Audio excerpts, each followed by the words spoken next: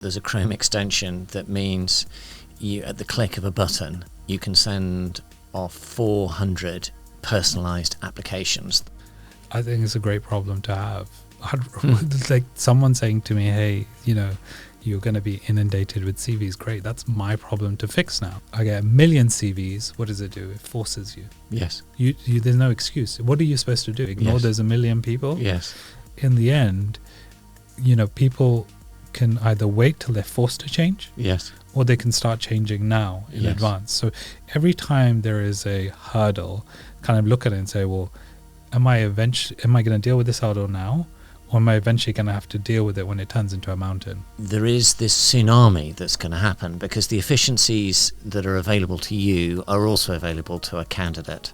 Yeah. And I love your optimism around this. And as a sort of technology software founder, I am, a great believer of, yes, let's use it. And if it creates a problem, then let's find a solution to that problem rather than maintaining the status quo. Yeah. You either sit there and wait for this to suddenly become an issue and then you have to deal with it, or you plan in the way that you're doing. People should be trying to solve problems, not processes.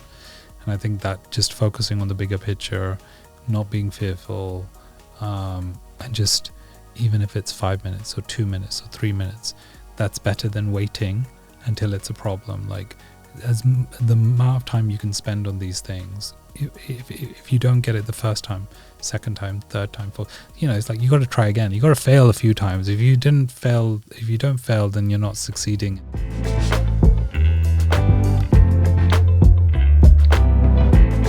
Welcome to the latest edition of the TA Disruptors podcast, and I'm delighted today to welcome Yasar Ahmad, Global VP of Mobility, Talent and Reward at HelloFresh.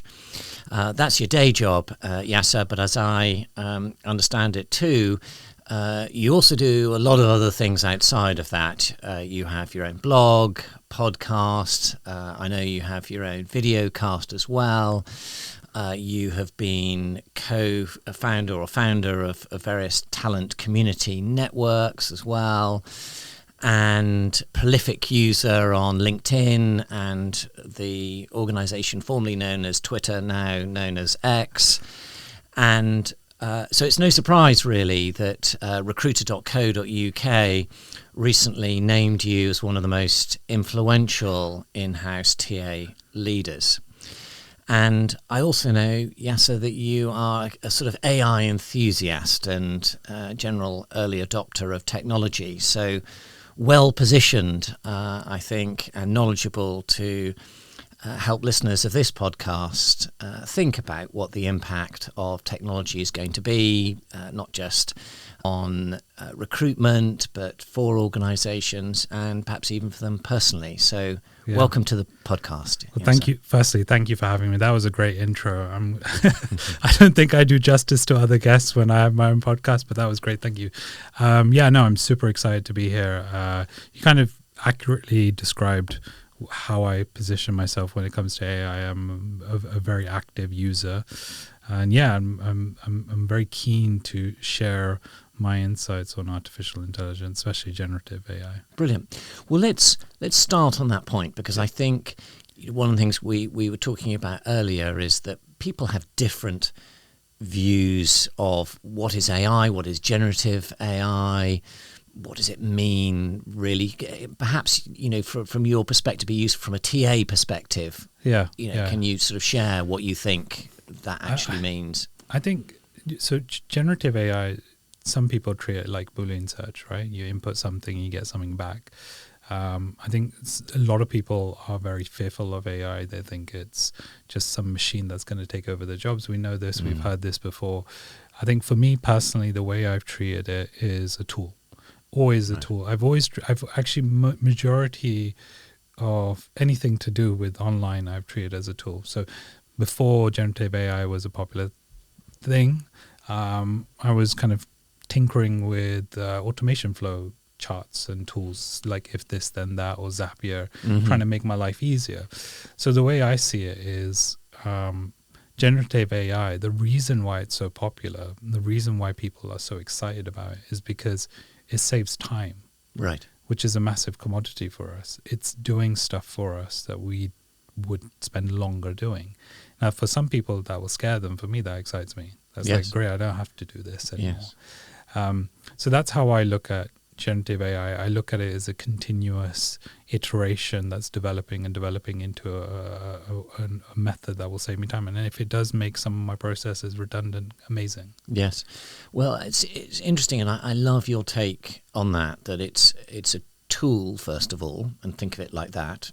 And I think no different from like a calculator, because I think sometimes anybody in recruitment looks at technology sometimes with a little bit of worry and concern as to, oh, this is, I'm a people person, I'm not a technology person. Yeah. And therefore tech can seem sort of quite scary when you're sort of pushed down that rabbit hole. But actually, if you look at it as a tool, then I think that gives you a different perspective. And I'm particularly interested in your point about time saving, because I don't think there's a TA leader or manager out there that wouldn't like to get more time back. I mean, we are overwhelmed, it seemed overworked, and in the last 12 months, a lot of TA teams have seen their resources cut back. So I'd love for you perhaps just to share how are you using it, or what do you think the great time savers are? So I think using this?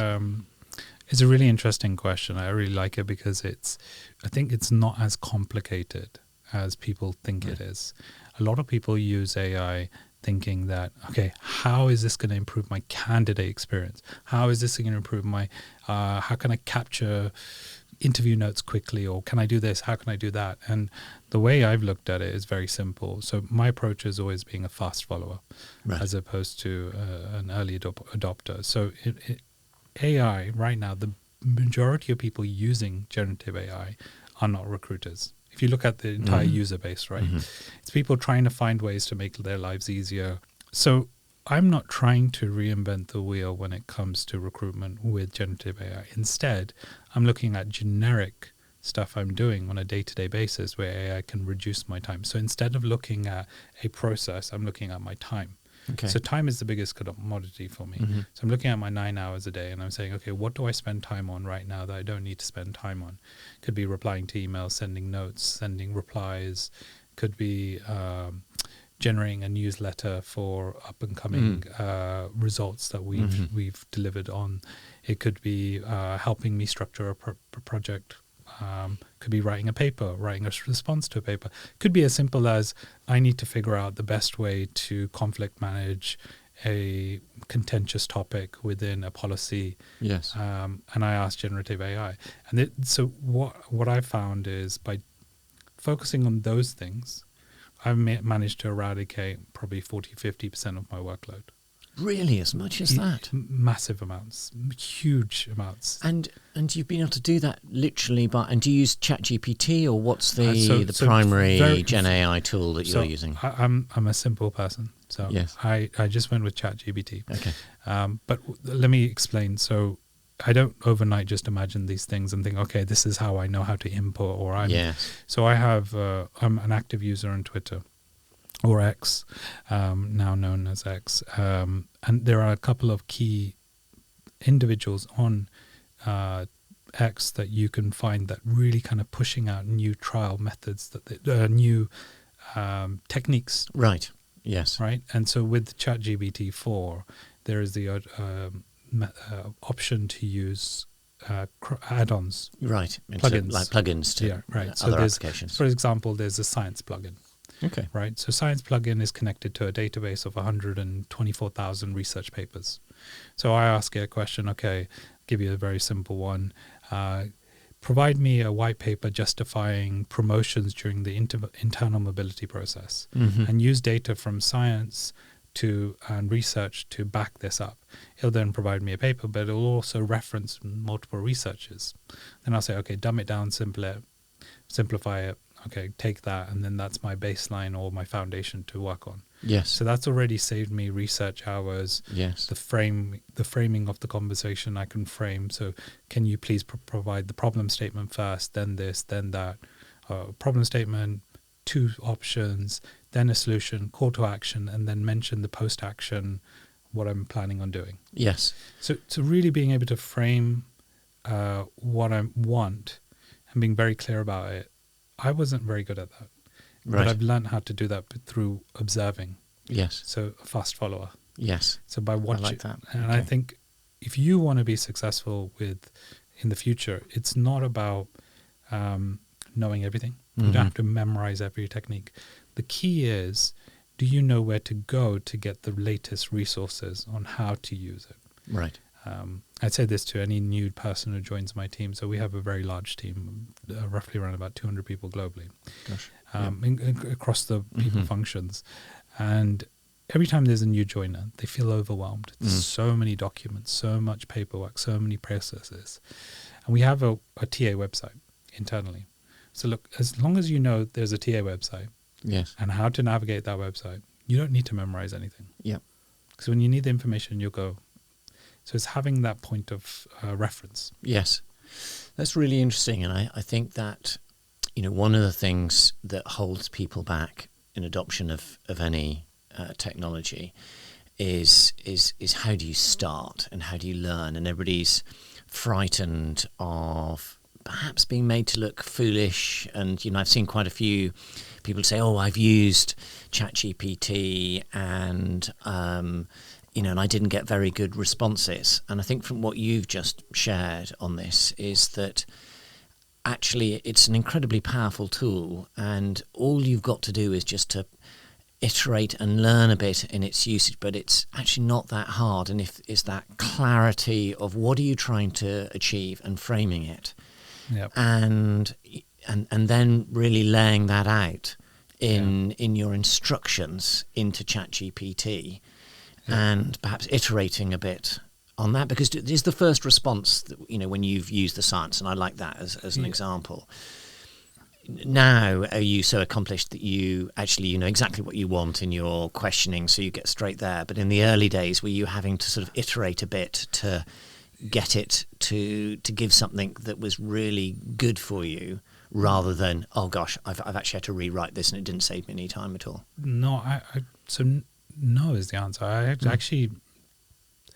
I think this is ingrained in me from an early age. So when I was at university, when I'd struggled to write a dissertation, Right. I'd ask myself 20 questions.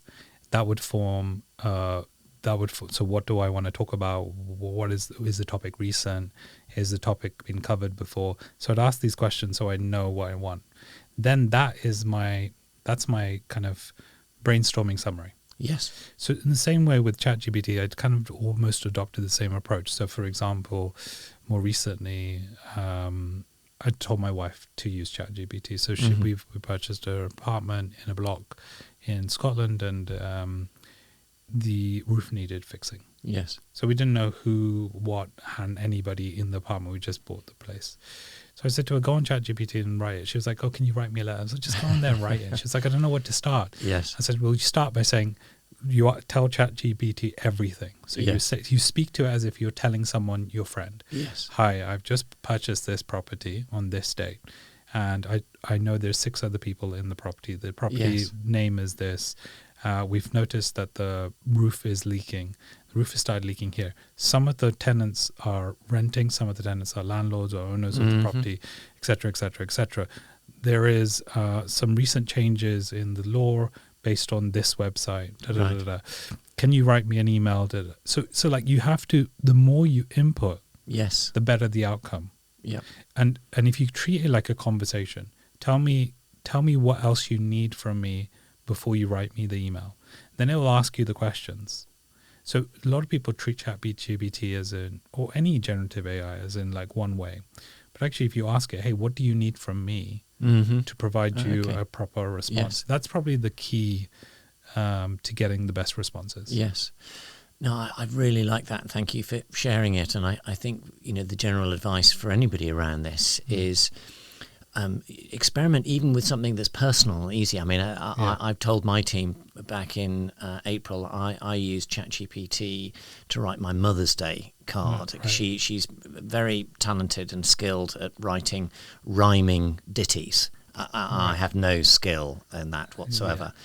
But I literally asked ChatGPT to come up with a rhyming ditty for my mother and gave some inputs about things that my mother loves: dogs, horses, gardening, and it was brilliant in coming up with it and rhyming it. And I think the thing that I found interesting about it was that I could say, right, could you inject a bit more humour into it? And so the point, I suppose, for everybody on this and what you were sharing there is that treat it almost like a friend or somebody that you're going to for advice, and have that sort of conversational style. Yeah. And I'd like just to sort of follow that through a bit, because it has really important implications for me in the recruitment process, because I'd be interesting to hear from HelloFresh your perspective on diversity. You know, that I think there's a big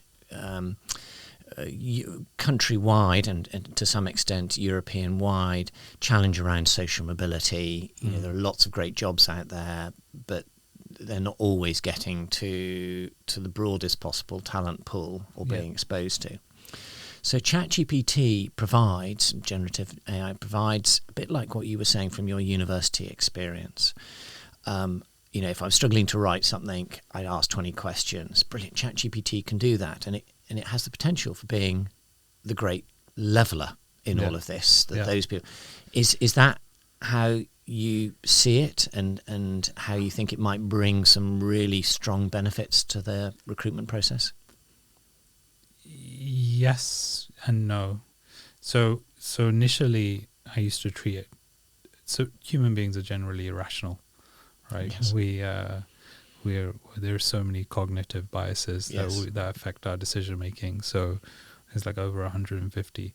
And so when we want to think of something, we quite irrational in our thinking, and we want to be rational, it takes a little longer.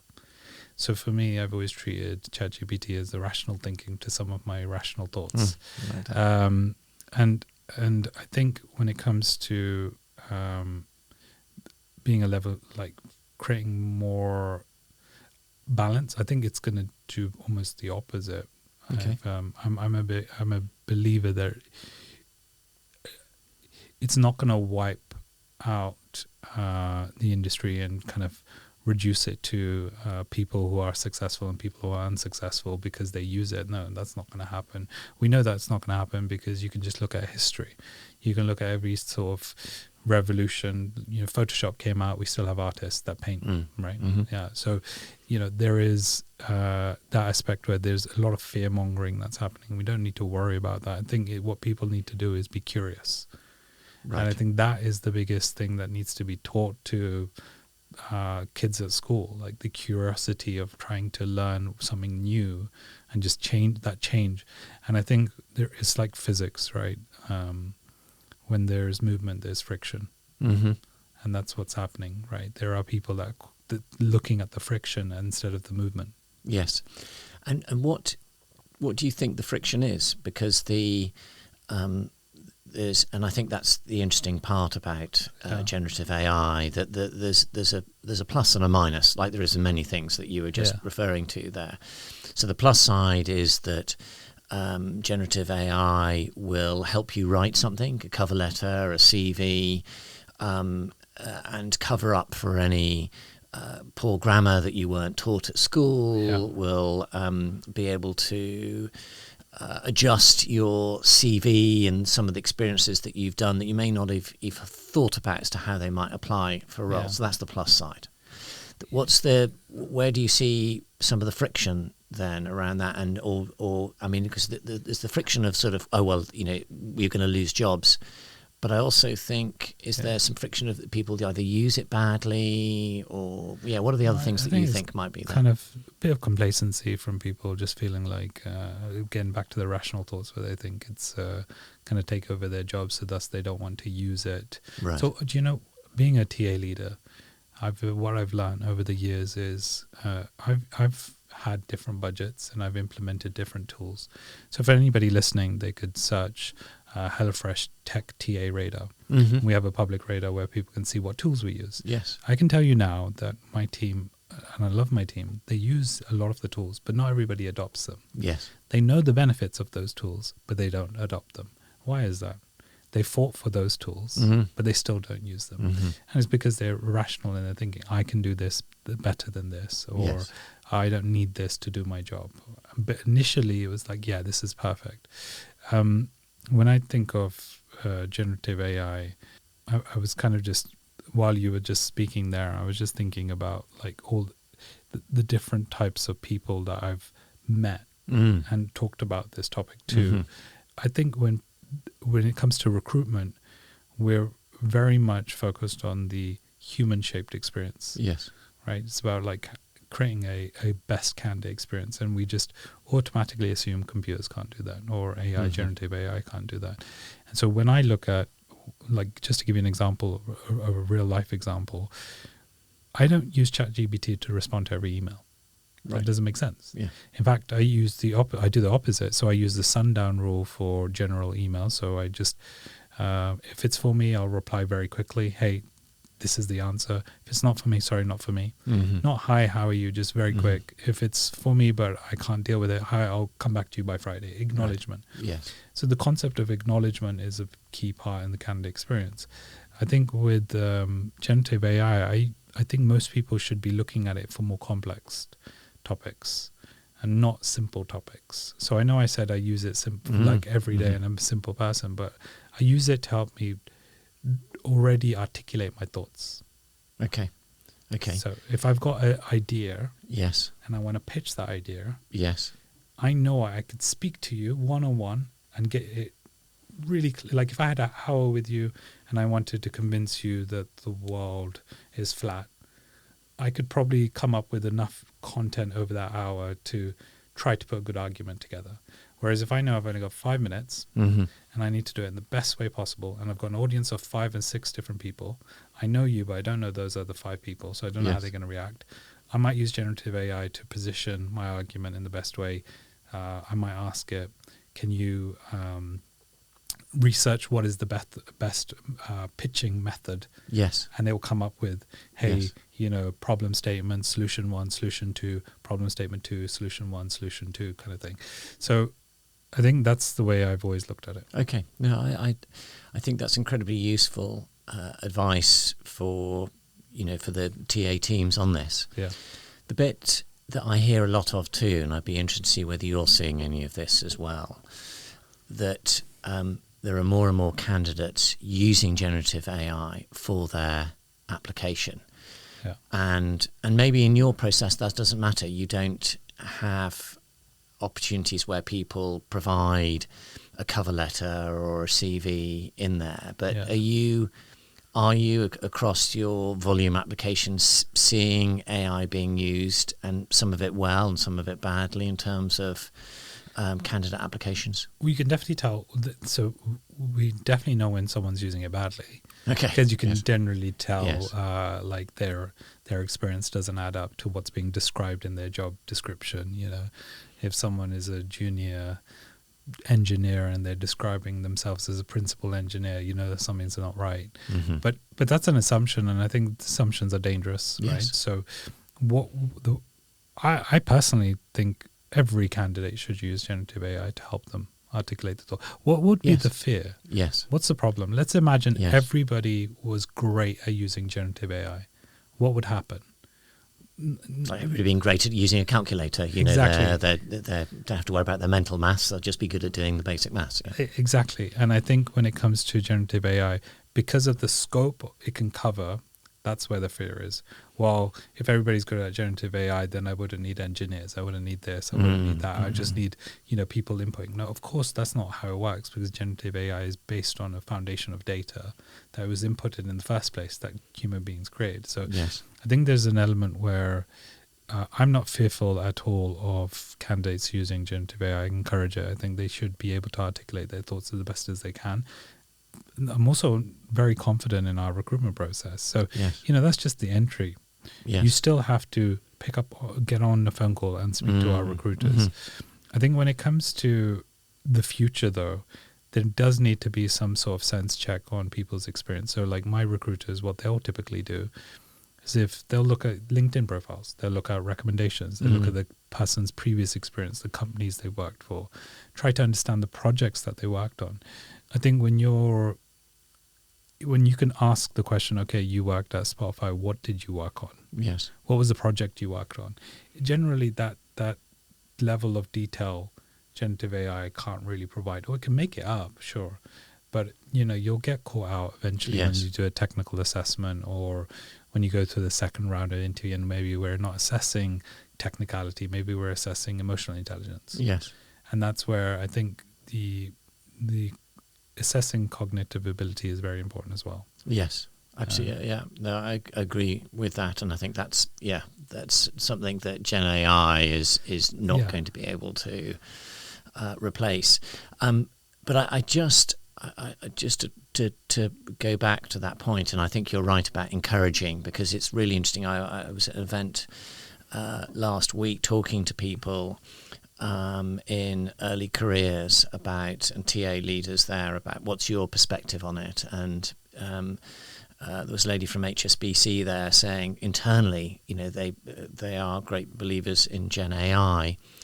Also somebody from Slaughter and May, and their worry was, though, they felt that people should be using exactly your point on this, but they hadn't changed it, they hadn't made an announcement. So if you're a candidate, have you put anything on your career website, for example, to say, look, we don't mind if you use GenAI. In fact, it's great if you do, but we're still looking for human creativity on this. So use it, but use it carefully. I think there needs to be some advice, doesn't there, going out to candidates on, is this a good thing or a bad thing? So our generative AI policy is going live soon. Okay. Just need to finalize on the wording. But because you don't want to be the ones that kind of encourage it to the point where you don't know how people will use it in a malicious way. Yes.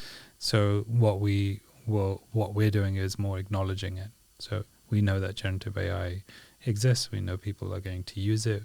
We don't mind you using it, but we prefer to talk about people's skills, and we want people to join us due to our values. And you'll be a part of a culture, so it's important to bring your true self, and that's part of one of our values. And that's why during the interview process we will ask you, or it would be recommended for you to share, if there is any topics that you've kind of used GenAI on. I think when it comes to GenAI, though, just one of the fear factors, going back to your previous question, is especially in the recruitment space, is data privacy. Yes. It's a huge topic, and I think we're generally quite risk adverse. We do not want to do anything that will get us in trouble. Right? So there is a couple of, I'm sure you've heard about it, where generative AI has either made up things that are not true, or they've leaked information is stored and other people are able to access it. I don't know about how true the other people are able to access it, but I did hear about this as well. So whatever you input is in forever. Yes. Right? You just got to assume that'll be in the public domain at some point, even if it may not be now. Right, exactly. So for me to say, hey, I've just purchased this property, you have to be very careful about what type of information you put in. And I think people they realize that takes a bit of effort. The diligence and the auditing of your information. So I can't be bothered. I don't want to do that. Why am I going to make up random pseudonames when I'm trying to build an email that's going to go out to all employees? I'll just write it myself. I absolutely, understand all of that. My final question on this particular element is going back to something that you said earlier about Chrome extensions. And I read something the other day that there's a Chrome extension that means you, at the click of a button, you can send off 400 personalized applications. The prompts are preset in order for you to indicate, go to the HelloFresh career website, look at the job description, personalize it based on my inputs. Yeah. Are you worried at all that, going back to some of the malicious side, you want people to use GenAI, but there's an automation and efficiency piece on this, that at a click of a button you can send 400 applications, that you're going to be inundated? And no, I think it's a great problem to have. like someone saying to me, hey, you're going to be inundated with CVs. Great. That's my problem to fix now. Yes. So yes. like we have this concept in HelloFresh. We launched TA 4.0, which is basically transforming existing roles into more broader specialisms. So we had specialist roles like coordinators Yes. and sourcers just doing sourcing. And we moved them from sourcing to sourcing and talent marketing and employee branding, from coordination to coordination and talent intelligence. Right. Yes. So that was TA 4.0. 5.0 is turning candidates into customers. And 6.0 is one of the things we talk about where we're saying get rid of CVs. Nice. Well, Right. that's something that I'm very passionate about. Yeah. Right. Because okay. what if CVs, I don't know what the answer is. Yes. That was these are just innovation projects. So we have our delivery work, we have our process excellence work, which is our getting A to B, improving, and then innovation work. And what I'm referencing is the innovation work. And that getting rid of CVs, like what a beautiful problem to have. If someone said, hey, yes, I don't apply for jobs, I just press this button, I apply for 5,000 jobs. What a genius. Tell me how. Yes. Like, why Yes. why would I be fearful of that? Yes. What I need to now do is there's some work on my end, which is, okay, I can't physically go through 1 million applications a month. So what technology can I use to evaluate all these profiles? Guess what I've done now? 2 months ago, my recruiters were individually going through every single profile. Right. Now I've got a problem that's forcing me into using technology to review it. Mm-hmm. Now, if I go to my team now and I say to them, hey, everyone, we're using AI and generative AI or some magical tool that's going to evaluate CVs, their immediate response is they won't know. It won't work. Yes. Yeah, they exactly. might be, well, It'll introduce bias. I think that's They're the biggest thing bias, that people right. worry about. so maybe I'm not giving my team enough credit. They're very optimistic about tooling, but there is some bias element. Yes. Now, okay, I get 1 million CVs. What does it do? It forces you. Yes. You there's no excuse. What are you supposed to do? Ignore Yes. there's 1 million people? Yes. In the end, people can either wait till they're forced to change Yes. or they can start changing now in Yes. advance. So every time there is a hurdle, kind of look at it and say, well, am I going to deal with this hurdle now? Or am I eventually going to have to deal with it when it turns into a mountain? I love that. Yes, Annie, you're absolutely right. And it's how I think that, we were talking a little bit earlier that the excitement about GenAI is about all the benefits it's going to bring. But equally, there is this tsunami that's going to happen because the efficiencies that are available to you are also available to a candidate. Yeah.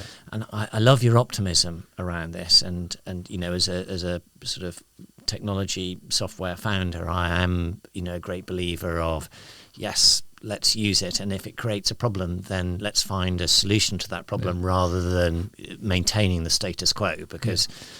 the CV for me is completely outdated in a world of GenAI, digitization, social mobility.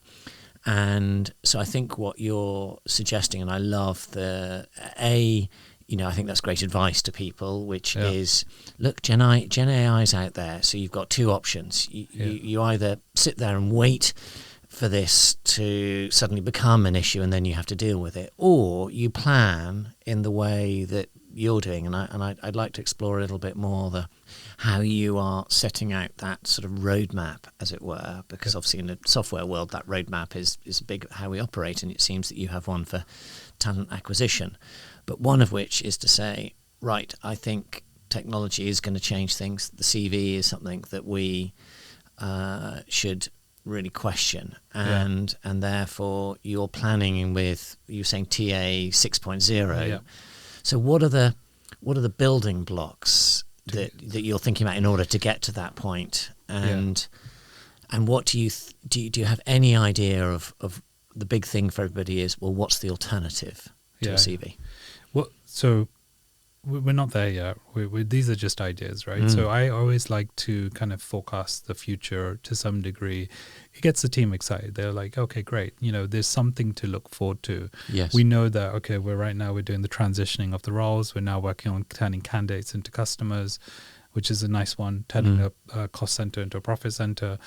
But the future, what else could we change? What is the status quo that we could break, right? Just interestingly enough, though, like what you said there, how could CVs disappear? But I think there's loads of ways that can happen. A very simple way is like, let's take the example of LinkedIn. Yes. LinkedIn could do a very simple thing where they have the public profile and an application profile. Right now, most people will not put too much information on their public profile because in the fear of being judged by their colleagues and peers. Hey, if I put this in, I might be inflating what I'm actually doing and I might get called out for it. If LinkedIn created an application profile, so it's private, only available to recruiters and when you apply, suddenly that eradicates that. And also you're already using the foundations of the data you've provided, plus then you can add your extra projects and details and whatnot. Yes. And so that is a very quick fix to some degree, but that's basis of LinkedIn. You've got the alternative option is that maybe people should be asking questions in the application process, but that's not candidate friendly, right? What you'll end up is with people kind of copying, pasting, or using ChatGPT to fill those in. For me, I think so what I'm going to say next can be slightly controversial. So, but I'll say it because I'm being very honest. We almost want people to self-disqualify. We want a lot of people to disqualify themselves out. So we've made our application process harder because we know, but before doing that, we've looked at the entire funnel. So most people look at application to hire. No, the funnel is awareness, consideration. Yes. And like a sort of buying decision. Exactly. So what we've said is, okay, instead of trying to get people to just apply by watching a job ad, we want them to hear about an event we're doing, sign up to the event, go to the event. Then from that event, we want them to sign up to our newsletter, from the newsletter to the community, from the community to join another event, maybe refer someone, read the stuff that we're doing, to the point where they're like, actually, I don't care how hard it is. Yes. I want to work for this company. And that to me is the most important factor, because what that does is the starting point of engagement is in the 90th percentile, as opposed to most people starting applications not even remembering which applications they're starting at like the 10, 20, 30%. Unlike that, if you're applying for a Nike, you'll generally remember you applied for a Nike. Whereas you're applying for, I don't know, Plymouth Sports or something, it's not a brand you recognize. So I think for HelloFresh, yes, we're a brand that a lot of people recognize, but not, for a lot of people, they also don't recognize it. We're not like quite a household name. Yes. But applying that to any company, whether you're the BBC or you're Nike or you're Amazon, I think just keeping that in mind is very helpful. Yeah, and it's really interesting because I think that is a controversial point about making the recruitment process harder, because everything I've heard about in the last 5 years is, I don't like the term war on talent because war is such an aggressive term, but there has been this sort of constant fight for finding talent out there, because we've had more jobs than we've had people, and so everything has been about the candidate experience, making it super easy, almost the Amazon one click to buy, one click to apply. That's the only way that you'll get people into your organisation. But I think what you're saying is that... Which is weird, by the way. It's very bizarre. Yes, that actually values, the soft skills are important now, and the only way you can demonstrate those, and that's part, and I like your thinking on this, part of replacing the CV, because the CV was just tell me stuff that you've done, and it's all hard skills. It doesn't bring out your values or your soft skills. It was never designed for that.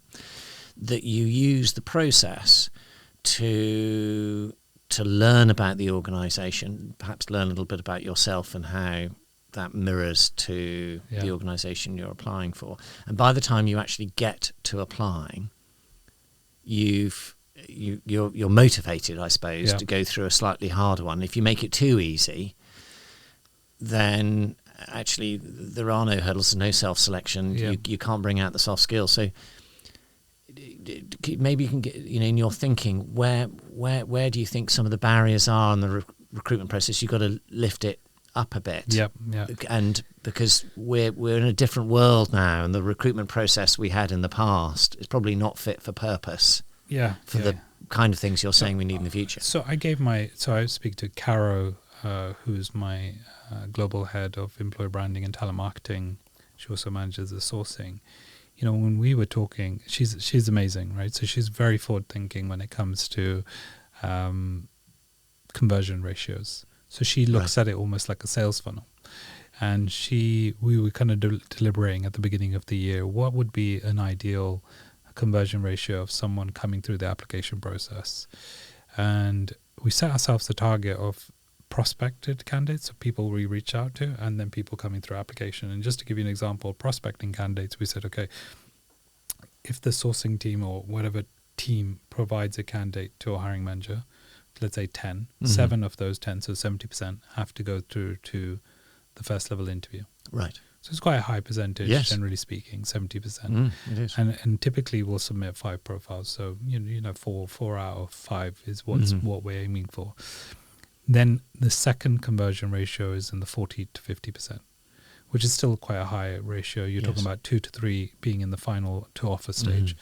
So I think one of the ways that companies can almost ensure that there's a proper process in place is really looking at their conversion ratios again. What a lot of people will do is look at the last 12 months and say, okay, we've typically done 12% or 15% conversion ratio, probably about 8-9% of applications to first level interview or whatever it may be. What if you wanted that to be 70? How do you work backwards to get that done? Yes. Well, okay, what don't you want? You don't want people with this much with no experience. Okay, well, we can't say that. Why can't you say it? Why can't you say, hey, we don't want anybody that doesn't have any experience? Well, what is the purpose? Well, you're going to be working on this project, which is not a new project. Let's say payments, checkout. And the job description clearly describes that if the checkout of HelloFresh's system is shut down for 1 minute, 20 million euros is lost. So the significance and the importance of the role is clearer. You can't just learn that from a job description. Yes. Right? So what we could do is we could be talking about a checkout period a month in advance in webinars, events, etc. So the people that are interested in that topic know about it. Then we pull it into a newsletter. From the newsletter, we then pull it into reaching out to them. Hey, we've just got this new role, software engineer for checkouts. And they've already kind of thought about it. And when they're applying for it, there's already some. Now, doing that on scale is quite a task. And that's where I think generative AI can help. Yeah. because you've got this kind of guerrilla marketing techniques that already exist with geofencing. So if a competing podcast wanted to advertise to everybody in this building, they would put a geofence around it, and then when you go onto LinkedIn, you'd see, or Instagram, you'd see this podcast, and you're like, oh, that's a bit odd. And that's how part of advertising works, and the other part of advertising is based on, cookies, what you've searched. You open up your Instagram or any social site, you think it's listening to you, but it's not. It's also very predictive, and also if you've got Instagram and I've got Instagram, based on what you've searched and my proximity of you, there could be quite a high chance that we're talking about the same topic that you recently searched, so it'll come up on my phone. That could possibly happen in the recruitment world. Yes. It would be amazing, wouldn't it? Just the concept of that. So for me, I'm almost like, hurry up, everybody, let's get on the bandwagon together. Let's get down this route, because that's when we can truly brainstorm about what this is. I don't know what the answer is. That's the reality. And I've never tried to get the answer. Yes. What I've tried to do is copy and paste as quickly as possible and add my extra bit on top. I think that's like, if you're a TA leader listening right now, trying to innovate the recruitment process on your own first time, don't do it. You're wasting your time. Yep. It's not a value added task. If you were to map out the things that are going to add you value, it's the least valuable task. In fact, you're better off just going back over your entire process and saying, where are the manual tasks? Where am I spending time? Oh, my team's manually creating contracts. Think about DocuSign, simple stuff like that. So back to basics. And then just constantly observe. Yeah. Constantly observe. And observing isn't, reading 2, 3, 4 hours worth of articles every day. Observing is getting really good at knowing where you will find practical advice. So I don't read TechCrunch or any of those magazines or because I know that whatever they're going to give me is very bland. Mm-hmm. Instead, I found 4, 5, 6 people, and every so often they retweet people and they give you literally examples of what they've done. And that's the easiest way for me to learn. And I've shared that with my team as well. Yeah, I think that's great advice. Yeah, so the things that you're saying around this is that even somebody like you, and I find that very humbling when you say that, is in somebody who's so thoughtful, clearly has looked at this space, experimented with technology early on. Yeah. You are happy to admit that you don't have the answers on this, and that part of finding the answers is not trying to pretend that you have to come up with them, that actually there are things that you can do to on the journey to get to the answers, which is look at the things that you're doing at the moment, and either in your case you've got quite a forward thinking team, so you can be a bit more forward thinking in what you look at.